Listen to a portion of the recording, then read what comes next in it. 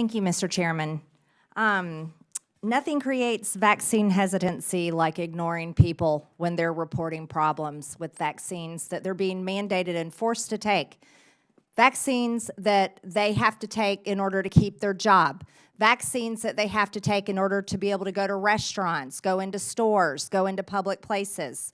Vaccines the doctors are telling them to take, but yet when they're screaming from the rooftops, something's wrong with the vaccines, I'm telling you, that creates vaccine hesitancy. The other problem is when you get censored on the internet or you get permanently banned on social media when you were a victim of a vaccine injury or a doctor trying to report what you were seeing in your patients from vaccines. This chart right here, this represents vaccine reports from all vaccines since 1990, 34 years. This represents reports on the COVID-19 vaccines since December of 2020, less than 4 years. Something's wrong with the vaccines. And just because people are walking around and they've been vaccinated and they're not reporting a problem doesn't mean other people aren't having problems. And this has been virtually ignored. So much so, not only has it been ignored, it's also been censored and banned and labeled misinformation. This was a coordinated effort with the White House, the Surgeon General, the CDC, the Department of Homeland Security, CISA, Stanford, and the Virility Project. As a matter of fact, real people with real problems got censored, such as Maggie DeGaray. Maggie was a young child who developed severe symptoms and has a feeding tube today. She is a very sick child. That happened from the COVID vaccine. But her mother was taken off of the internet when she tried to report the problem.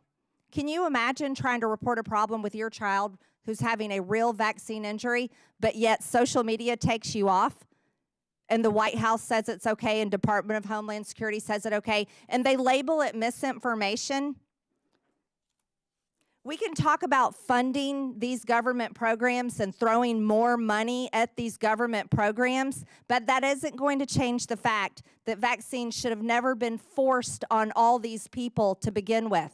And if we want to talk about diseases like measles being transmitted among Americans, then perhaps we should talk about border security and stopping people who are unvaccinated from coming across our border and allowed to come into our country and then supporting them with taxpayer funds. I think that's a serious issue. Dr. Maldonado, you're from Stanford. I'm assuming you participated in the censorship program of so-called vaccine misinformation. I've got documents here showing Stanford ran a censorship program with the White House, commissioned by Bill Gates Foundation, tasked specifically with censoring content that would drive vaccine hesitancy, including true stories of vaccine injury. Because this project led to the severe censorship of many people, including my own personal Twitter account, by the way, that was banned for an entire year because I apparently spread COVID information, things like information about myocarditis among our military members, neurological problems being reported. And I said that people shouldn't be forced to take a vaccine, especially like when Dr. Winstrup talked about he didn't even know he had COVID until he couldn't smell garlic. That was the case for many people, including myself. I hardly had any symptoms when I had COVID. I certainly didn't need a vaccine. I've never had the vaccine, and I've never gotten COVID since. While some people in our society are more susceptible to COVID because of maybe certain conditions that they have, not everyone should have been forced to take a vaccine, and certainly people should be heard when they suffer a vaccine injury, and they want to tell others about it on their own personal social media accounts.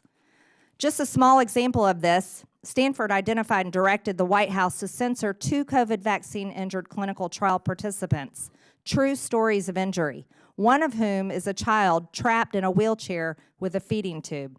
Stanford, an institution that actively suppressed the repeated cries for help from those who were injured by these shots, is now being sued for it. It's been brought in today as an example. It's pretty interesting that a witness from Stanford brought in by the Democrats today who participated in censoring these true stories is going to give the witness testimony about vaccine hesitancy and about our hearing today on all of these reports. I really don't have any questions today, Mr. Chairman. What I would like to echo is that there are so many people that have suffered injuries from these vaccines, and there's continuing problems. And now this vaccine is recommended by the CDC for children. There's also serious issues with blood clots that are being completely ignored, and it's not misinformation, not at all. And so for all the people that no one ever listens to about vaccines and that were suppressed and censored and banned on social media when they reported it, I would like to speak up for them. Their voices deserve to be heard, and a lot of them deserve a lot more money than the $41,000 that has been awarded to vaccine victims. I yield back. Thank you.